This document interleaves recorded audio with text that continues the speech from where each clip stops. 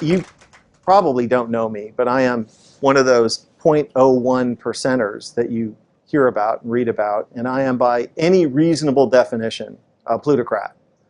And tonight, what I would like to do is speak directly to other plutocrats, to my people, because it feels like it's time for us all to have a chat. Like most plutocrats, I too am a proud and unapologetic capitalist. I have founded, co-founded, or funded over 30 companies across a range of industries. I was the first non-family investor in Amazon.com. I co-founded a company called The Quantive that we sold to Microsoft for $6.4 billion. My friends and I, we own a bank. I tell you this, unbelievable, right? I tell you this to show that my life is like most plutocrats. I have a broad perspective on capitalism and business, and I've been rewarded obscenely for that with a life that most of y'all can't even imagine. Multiple homes, a yacht, my own plane, etc., etc., etc. But let's be honest, I am not the smartest person you've ever met. I am certainly not the hardest working. I was a mediocre student. I'm not technical at all. I can't write a word of code. Truly, my success is the consequence of spectacular luck, of birth, of circumstance, and of timing. But I am actually pretty good at a couple of things. One, I have an unusually high tolerance for risk. And the other is, I have a good sense, a good intuition about what will happen in the future. And I think that that intuition about the future is the essence of good entrepreneurship. So what do I see in our future today, you ask? I see pitchforks, as in angry mobs with pitchforks. Because people like us plutocrats, because while people like us plutocrats are living beyond the dreams of avarice, the other 99% of our fellow citizens are falling farther and farther behind. In 1980, the top 1% of Americans shared about 8% of national wealth, while the bottom 50% of Americans shared 18%. 30 years later, today, the top 1% shares over 20% of national wealth, while the bottom 50% of Americans share 12 or 13. If the trend continues, the top 1% will share over 30% of national wealth in another 30 years, while the bottom 50% of Americans will share just 6. You see, the problem isn't that we have some inequality. Some inequality is necessary for a high-functioning capitalist democracy. The problem is that inequality is at historic highs today, and it's getting worse every day. And if wealth, power, and income continue to concentrate at the very tippy top, our society will change from a capitalist democracy to a neo-feudalist rentier society like 18th century France. That was, you know, France before the revolution and the mobs with the pitchforks. So I have a message for my fellow plutocrats and zillionaires, and for anyone who lives in a gated bubble world. Wake up. Wake up. It cannot last. Because if we do not do something to fix the glaring economic inequities in our society, the pitchforks will come for us. For no free and open society can long sustain this kind of rising economic inequality. It has never happened. There are no examples. You show me a highly unequal society and I will show you a police state or an uprising. The pitchforks will come for us if we do not address this. It's not a matter of if, it's when. And it will be terrible when they come for everyone, but particularly for people like us plutocrats. I know I must sound like some liberal do-gooder. I'm not. I'm not making a moral argument that economic inequality is wrong. What I'm arguing is that rising economic inequality is stupid and ultimately self-defeating. Rising inequality doesn't just increase our risks from pitchforks, but it's also terrible for business too. So the model for us rich guys should be Henry Ford. When Ford famously introduced the $5 a day, which was twice the prevailing wage at the time, he didn't just increase the productivity of his factories. He converted exploited auto workers who were poor into a thriving middle class who could now afford to buy the products that they made. Ford intuited what we now know is true, that an economy is best understood as an ecosystem and characterized by the same kinds of feedback loops you find in a natural ecosystem. A feedback loop between customers and businesses. Raising wages increases demand, which increases hiring, which in turn increases wages and demand and profits. And that virtuous cycle of increasing prosperity is precisely what is missing from today's economic recovery. And this is why we need to put behind us the trickle-down policies that so dominate both political parties and embrace something I call middle-out economics.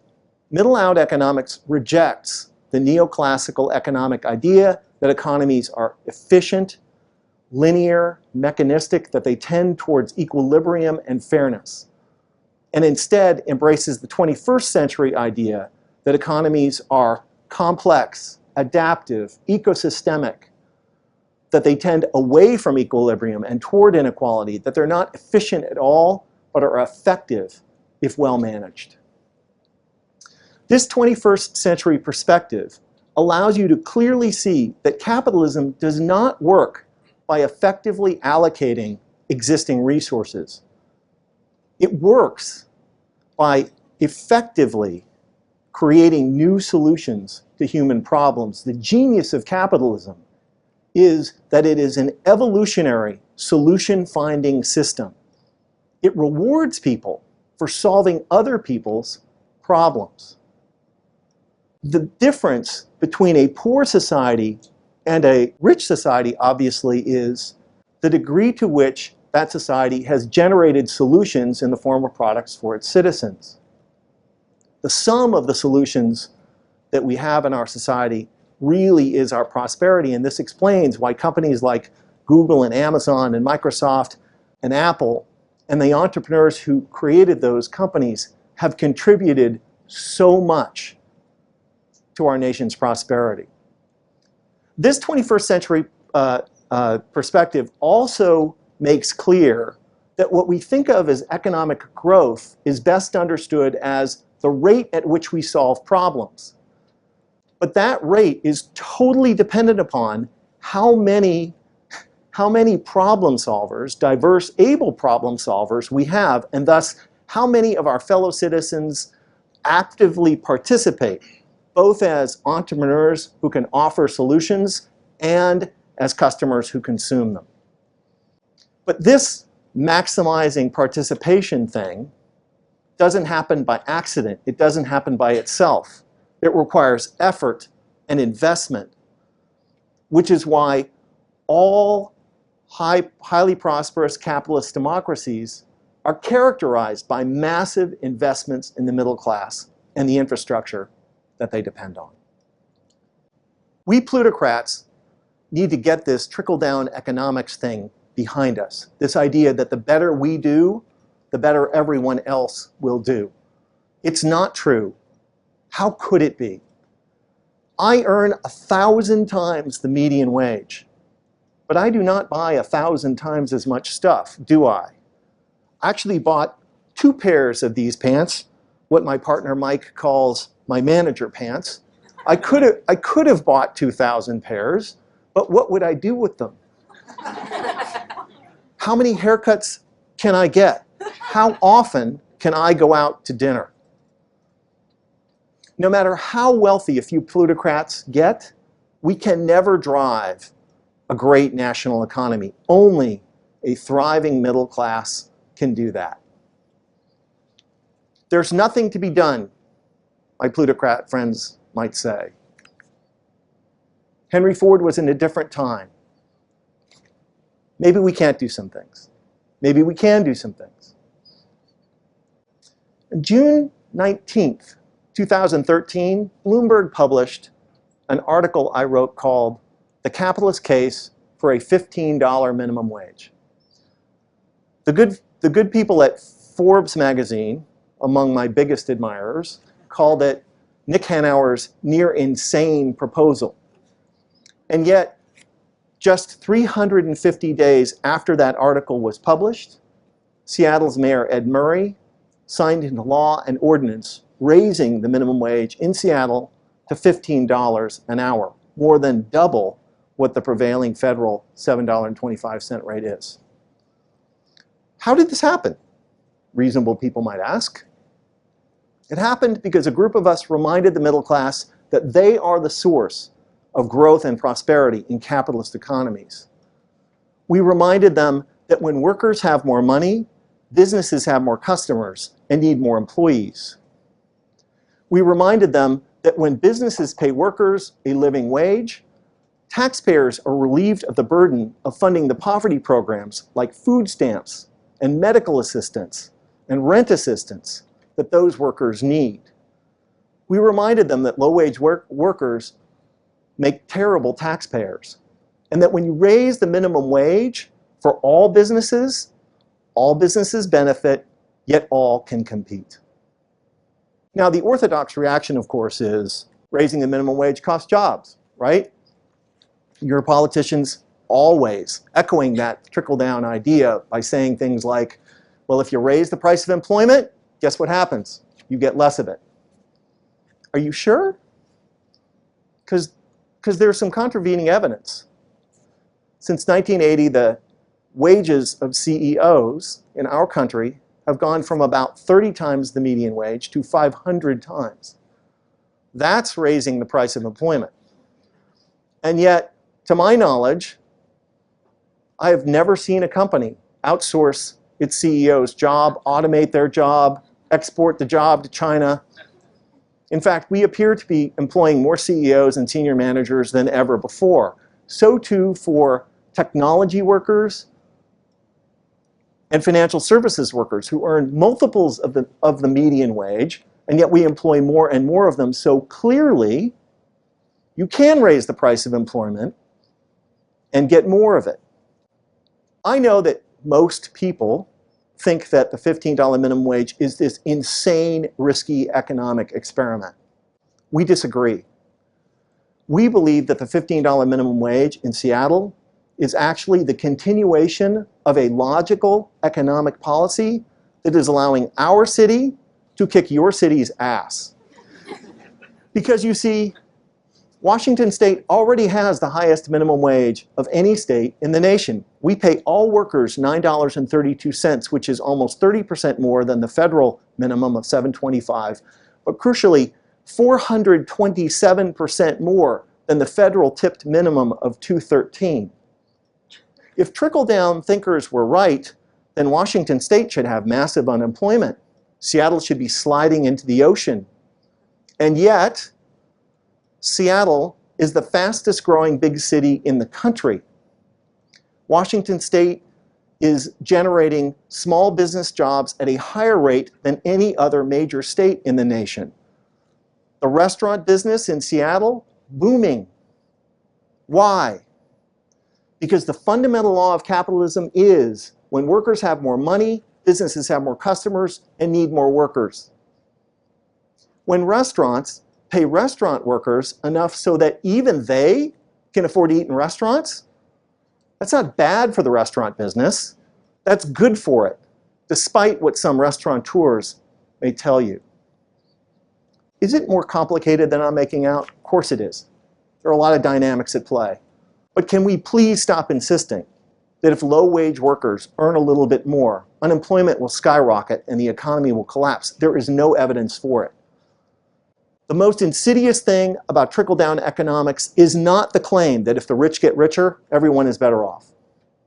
It is the claim made by those who oppose any increase in the minimum wage that if the poor get richer, that will be bad for the economy. This is nonsense. So can we please dispense with this rhetoric that says that rich guys like me and my plutocrats friends made our country. We plutocrats know, even if we don't like to admit it in public, that if we had been born somewhere else, not here in the United States, we might very well be just some dude standing barefoot by the side of a dirt road selling fruit. It's not that they don't have good entrepreneurs in other places, even very, very poor places. It's just that that's all that those entrepreneurs, customers can afford. So here's an idea for a new kind of economics, a new kind of politics that I call new capitalism. Let's acknowledge that capitalism beats the alternatives, but also that the more people we include, both as entrepreneurs and as customers, the better it works. Let's by all means shrink the size of government, but not by slashing the poverty programs, but by ensuring that workers are paid enough so that they actually don't need those programs. Let's invest enough in the middle class to make our economy fairer and more inclusive, and by fairer, more truly competitive. And by more truly competitive, more able to generate the solutions to human problems that are the true drivers of growth and prosperity. Capitalism is the greatest social technology ever invented for creating prosperity in human societies if it is well managed. But capitalism, because of the fundamental multiplicative dynamics of complex systems, tends towards, inexorably, inequality, concentration, and collapse.